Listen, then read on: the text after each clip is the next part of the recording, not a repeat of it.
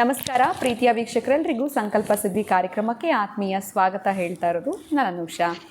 ಇದೇ first time ನಮ್ಮ channel ವೀಕ್ಷಿಸ್ತಾ ಇದ್ದೀರಾ ಅಂತಂದರೆ ಈಗಲೇ ಚಾನಲ್ನ ಸಬ್ಸ್ಕ್ರೈಬ್ ಮಾಡಿ, ನಮ್ಮ ವೀಡಿಯೋಸ್ನ ಲೈಕ್ ಮಾಡಿ.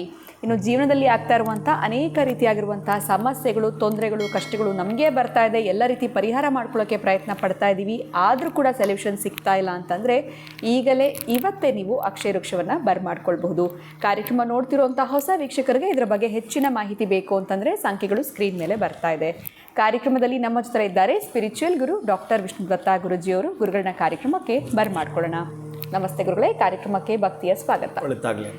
ಗುರುಗಳೇ, ತುಂಬ ಜನಕ್ಕೆ ಇಷ್ಟ ಆಗ್ತಿರುವಂಥದ್ದು ಮನೆಯ ಮದ್ದು, ಆರ್ಥಿಕ ಸದ್ದು. ಸೊ ನೇರವಾಗಿ ಪ್ರಶ್ನೆ ಇಟ್ಟಿದ್ದೀನಿ, ಮನೆಯ ಮದ್ದು ಜೊತೆಗೆ ಆರ್ಥಿಕ ಸದ್ದು ಯಾವ ವಿಚಾರದ ಬಗ್ಗೆ ತಿಳಿಸ್ಕೊಡ್ತೀರಾ? ಓಂ ವಿಶ್ವಸ್ಮೈ ನಮಃ. ಪ್ರೀತಿಯ ಬಂಧುಗಳು, ನೀವು ಸುಮ್ಮನೆ ಇರೋದೇ ಆರ್ಥಿಕ ಸದ್ದು. ಮನೆಯಲ್ಲಿ ಏನು ಸಾತ್ವಿಕ ಆಹಾರ ಇದೆಯೋ ಅದೇ ಮದ್ದು. ನನ್ನ ಪ್ರಕಾರ ಹೇಳೋದಾದರೆ ಸಾತ್ವಿಕ ಏನು ತೆಗೆದುಕೊಳ್ತೀರೋ ಅದೇ ಇರುತ್ತೆ, ಬಿಟ್ಟರೆ ಬೇರೆ ಎಂತ ಇಲ್ಲ. ಆದರೂ ಕೂಡ ಇವತ್ತಿರತಕ್ಕಂತಹ ನಮ್ಮನ್ನು ಆವರಿಸ್ಕೊಂಡಿರ್ತಕ್ಕಂತಹ ಕಾಯಿಲೆಗಳಿಗೆ ಬೇಕಾಗತ್ತೆ. ಯಾರಿಗಾದರೂ ನರ ದೌರ್ಬಲ್ಯ, ಹೃದಯ ದೌರ್ಬಲ್ಯ ಇದ್ದಾಗ ರಾತ್ರಿ ಊಟ ಆದಮೇಲೆ ತಾಂಬೂಲ ಚರವಣಂ ಅಂತ ಹೇಳ್ತಾನೆ, ತಾಂಬೂಲವನ್ನು ತಿಂತಕ್ಕಂಥದ್ದು ನಾನು ಎಷ್ಟೋ ಸಲ ಹೇಳಿದ್ದೇನೆ ಬಹುಶಃ. ತಾಂಬೂಲ ಜೊತೆಗೆ ಒಂದು ಬೆಳ್ಳುಳ್ಳಿ, ಒಂದೇ ಒಂದು ಬೆಳ್ಳುಳ್ಳಿ, ಅದರ ಜೊತೆಗೆ ಒಂದು ಚಿಟಿಕೆ ಬೆಲ್ಲ, ಅದರಲ್ಲೂ ಕೂಡ ಆರ್ಗ್ಯಾನಿಕ್ ಬೆಲ್ಲ ಬಹಳ ಉತ್ತಮ ಇರುತ್ತೆ. ಇದನ್ನು ತೆಗೆದುಕೊಳ್ಳತಕ್ಕಂತಹದ್ದು ಹಾರ್ಟ್ ಅಟ್ಯಾಕಿಗೆ ಸಂಬಂಧಪಟ್ಟಂತೆ ಯಾವತ್ತೂ ಕಾಣಿಸ್ಕೊಳ್ಬೇಕು ಅಂತಿದ್ದು ಕೂಡ ನಿಮಗೆ ಕಾಣಿಸ್ಕೊಳ್ಳಲ್ಲ. ರಾತ್ರಿ ಸಂದರ್ಭದಲ್ಲಿ ಇದನ್ನು ಮಾಡ್ತಕ್ಕಂಥದ್ದು, ಅದರಲ್ಲೂ ಕೂಡ ದಿನ ಬಿಟ್ಟು ದಿನ ಇದನ್ನು ಚೆನ್ನಾಗಿರ್ತಕ್ಕಂಥವ್ರು ತೆಗೆದುಕೊಂಡರೂ ಕೂಡ ನಿಮಗೆ ಆ ಸಮಸ್ಯೆಗಳು ಕಾಣಿಸಿಕೊಳ್ಳೋದಿಲ್ಲ ಯಾವುದೇ ಕಾರಣಕ್ಕೂ. ಮತ್ತು ಕಫ, ವಾತ, ಪಿತ್ತವನ್ನು ಕಂಟ್ರೋಲ್ ಇರ್ತಕ್ಕಂಥದ್ದು ಕೂಡ ಅದು ಜಾಸ್ತಿ ಆಗೋದಿಲ್ಲ, ಕಡಿಮೆ ಆಗೋದಿಲ್ಲ. ನಾರ್ಮಲಾಗಿ ಇರ್ತಕ್ಕಂತಹದ್ದು ಶಕ್ತಿ ಆ ಬೆಲ್ಲಕ್ಕಿರುತ್ತೆ. ತ್ರಿದೋಷಗಳನ್ನ ತೆಗೆತಕ್ಕಂಥದ್ದು 27 ತರಹದ ಕಾಯಿಲೆಗಳನ್ನ ಅವಾಯ್ಡ್ ಮಾಡೋ ಶಕ್ತಿ ಒಂದು ಬೆಳ್ಳುಳ್ಳಿಗಿರುತ್ತಂತೆ. ಅದಕ್ಕೆ ಭಗವಂತ ಕೆಲವೆಲ್ಲ ಕೂಡ ಭೂಮಿಯಲ್ಲಿ ಬಚ್ಚಿಟ್ಟಿದ್ದಾನೆ. ಅಂತಹದ್ದನ್ನು ತೆಗೆದು ನಾವು ಆಹಾರವಾಗಿ ಸ್ವೀಕಾರ ಮಾಡೋದಾದರೆ ಇಂತಹದ್ದು ಆರೋಗ್ಯ ಸದೃಢವಾಗಿರಬೇಕು. ನಮಗೆ ಹೃದಯದ ದೌರ್ಬಲ್ಯ ಬರಬಾರದು ಅಂತಂದರೆ ಇದನ್ನು ಯೂಸ್ ಮಾಡ್ತೀವಿ. ಹಾಗೆಯೇ ಇನ್ನು ಬಹಳಷ್ಟು ಪ್ರಮುಖವಾಗಿರತಕ್ಕಂಥದ್ದು, ನೀವು ಯಾವುದೋ ಒಂದು ಬಿಸ್ನೆಸ್ಗೆ ಹಣವನ್ನು ಹೂಡಿಕೆ ಮಾಡ್ತೀನಿ ಅಂತಂದರೆ, ಅಥವಾ ಬೇರೆ ಯಾರಿಗಾದರೂ ಕೊಡ್ತೀನಿ ಅಂತಂದರೆ ಹಣವನ್ನು ಮತ್ತವನು ಕೊಡ್ತಾನೆ ಇಲ್ವೋ ಅನುಮಾನ ಇದೆ. ನೀವು ಅದನ್ನು ಬಿಸ್ನೆಸ್ಸಾಗಿ ಮಾಡ್ತಾ ಇದ್ದೀರೋ ಅಥವಾ ಏನೋ ಕಷ್ಟ ಕೇಳ್ತಾ ಇದ್ದಾರೆ, ಅವರು ಕೊಟ್ಟು ಮತ್ತೆ ತೆಗೆದುಕೊಳ್ಳೋಣ ಅಂತಂದರೆ ನೀವು ಹೂಡಿಕೆ ಮಾಡಿದ್ರೂ ಸರಿಯೇ, ಒಟ್ಟಾರೆ ನಿಮ್ಮ ಮನೆಯಿಂದ ನಿಮ್ಮ ಹಣ ಹೊರಗಡೆ ಹೋಗ್ತಾ ಇದೆ ಅಂತಂದರೆ, ಎಷ್ಟೋ ಬಾರಿ ಪೆಟ್ಟು ಬಿದ್ದಿದೆ ಮತ್ತು ಬಿದ್ದು ಬಿಡುತ್ತೆ ಅನ್ನೋ ನೋವಿದ್ದರೆ, ನಿಮಗೆಲ್ಲೋ ಒಂದು ಕಡೆ ಭಯ ಇದ್ದರೆ, ನೀವು ಕೊಡ್ತಕ್ಕಂಥ ಹಣ ಇದೆಯಲ್ಲ, ಆ ಹಣ ಎಷ್ಟಿದೆಯೋ ಅಷ್ಟು ಕೈಲಿ ಹಿಡ್ಕೊಳ್ತಾ ಆ ಉಪ್ಪು ನಂತರ ಬೆಲ್ಲದ ಮೇಲೆ ಮುಟ್ಟಿಸಿಬಿಟ್ಟು ಆ ವ್ಯಕ್ತಿಗೆ ಕೊಡಿ. ಅಥವಾ ಆ ಒಂದು ಬಿಸ್ನೆಸ್ಗೆ ನೀವು ಅದನ್ನು ಇನ್ವೆಸ್ಟ್ಮೆಂಟ್ ಮಾಡಿ ನೋಡೋಣ, ಬ್ಯಾಂಕಿಗೆ ಮಾಡಿ. ಈಗ ನಾನು ಇನ್ವೆಸ್ಟ್ಮೆಂಟ್ ಮಾಡಿ ಅಂತಂದರೆ ನೀವೇನು ಯೋಚನೆ ಮಾಡ್ತೀರಿ ಗೊತ್ತುಂಟ? ಆನ್ಲೈನ್ ಗುರುಗಳೇ ಫೋನ್ಪೇ ಅಂತೀರಿ, ಆ ಫೋನ್ ತೊಗೊಂಡೆ ಮುಟ್ಸೋಕ್ಕಾಗತ್ತಾ ಅಂತೀರಿ, ಅಷ್ಟು ಪ್ರಶ್ನೆಗಳು ಬರ್ತವೆ. ಗೂಗಲ್ ಪೇ ಅಂತೀರಿ. ಅದಕ್ಕೆ ಸ್ವಲ್ಪ ಮಟ್ಟಿಗೆ ಆ ಹಣ ನೀವು ಭಾಸವಾಗಬೇಕಲ್ಲ, ಅದಕ್ಕಾಗಿ ಒಂದಷ್ಟು ಯಾರಿಗೆ ಕೊಡಬೇಕಾಗಿದ್ದರೂ ಸಹಿತ ಇನ್ವೆಸ್ಟ್ ಮಾಡ್ತಕ್ಕಂಥ ಹಣವನ್ನು ಉಪ್ಪ ಮೇಲೆ ಮೊದಲು ಇಡಿ, ಒಂದು 3 ಸೆಕೆಂಡ್ ಅಥವಾ 4 ಸೆಕೆಂಡ್ ಅದ ಮೇಲೆ ಇಡ್ತಕ್ಕಂಥದ್ದು, ಮತ್ತೊಂದು 3 ಸೆಕೆಂಡ್ ಆ ಬೆಲ್ಲದ ಮೇಲೆ ಮುಟ್ಟಿಸ್ತಕ್ಕಂಥದ್ದು ಕೊಡುವಂಥದ್ದು. ಋಣ ಇದೆ, ನಿಮಗೂ ಅವನಿಗೂ ಋಣ ಇದೆ, ವಾಪಸ್ ಬರಲೇಬೇಕು.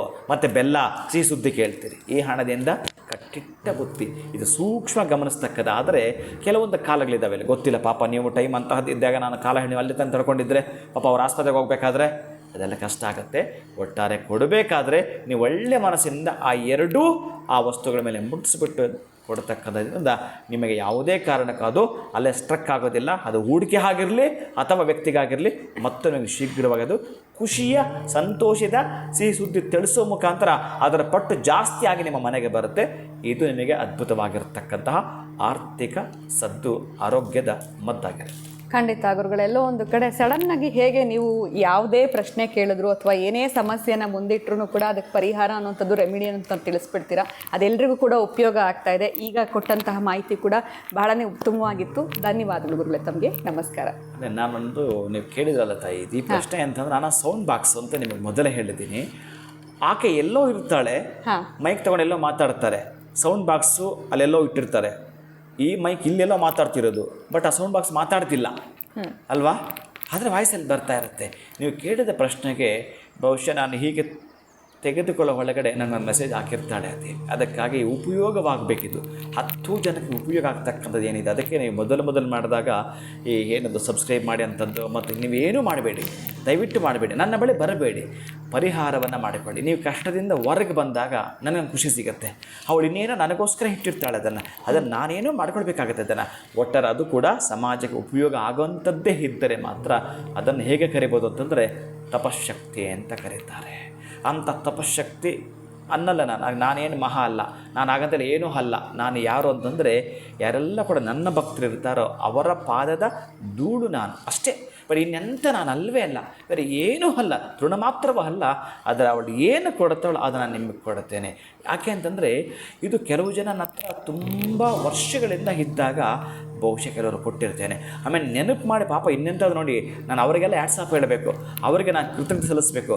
ತೆಗೆದುಕೊಂಡು ಹೋಗಿರ್ತಾರೆ, ಸ್ವಾಮೀಜಿ ನಾನು ಇದರಲ್ಲಿ ತುಂಬ ಖುಷಿ ಪಟ್ಟಿದ್ದೀನಿ, ಈ ಕೆಲಸ ನನಗಾಗಿದೆ, ನೀವು ಹೇಳ್ತಾ ಇದ್ದಾರೆ ರೆಮಿಡಿಗಳು ಇದನ್ನೇ ಹೇಳಿ ಅಂತ ಅವ್ರು ಹೇಳ್ತಾರೆ. ಹೌದಾ, ಕೊಡು ಮತ್ತೆ ಅದನ್ನು ಜ್ಞಾಪಕ ಮಾಡ್ಕೊಳ್ತೀನಿ. ಈ ತರಹದ ಜ್ಞಾಪಕ ಮಾಡ್ಕೊಂಡಿದ್ದಾಗ ಈಗ ಇವತ್ತೇನು ನೀವು ಪ್ರಶ್ನೆ ಮಾಡಿದಿರೋ ಇದು ಇಲ್ಲೇ ಯಾರೋ ಒಬ್ಬರು ಈ ಮಾಸ್ತಿ ವೆಂಕಟೇಶ್ ಅಯ್ಯಂಗಾರ್ ಅವ್ರ ರಿಲೇಷನ್ ಅವ್ರ ಕಡೆಯವರು ಇದ್ದಾರೆ, ಅವರಿಗೆ ಕೊಟ್ಟಿದ್ದ ರೆಮಿಡಿ ಇದು. ಬಹುಶಃ ಅವರು ನೋಡಿ ಯಾವತ್ತೋ ಬರೆದಿಟ್ಟಾಗ ನನಗೆ ನೀವು ಕೇಳಿದ ಕೂಡಲೇ ಈ ಆರ್ಥಿಕ ಸತ್ತು ನಾನು ಬಹಳ ಬರೆದಿಟ್ಟಿದ್ದೇನೆ, ಹೇಳಿದೆ ನಾನು ಪುಸ್ತಕಗಳು ಬರೆದಿಟ್ಟಿದ್ದೇನೆ, ಈ ಆರೋಗ್ಯ ಮದ್ದು ಭಾಳ ಬರೆದಿಟ್ಟಿದ್ದೇನೆ. ಅದೇನಂತಂದರೆ ಕೇಳು ಪ್ರಶ್ನೆಗೆ ಆ ದೈವಿ ಕೃಪೆ ಇತ್ತು ಅಂತಂದರೆ ಇದರಿಂದ ಉಪಯೋಗ ಆಗ್ತಕ್ಕಂಥವ್ರು ಯಾರೋ ಇದ್ದೇ ಇರ್ತಾರೆ.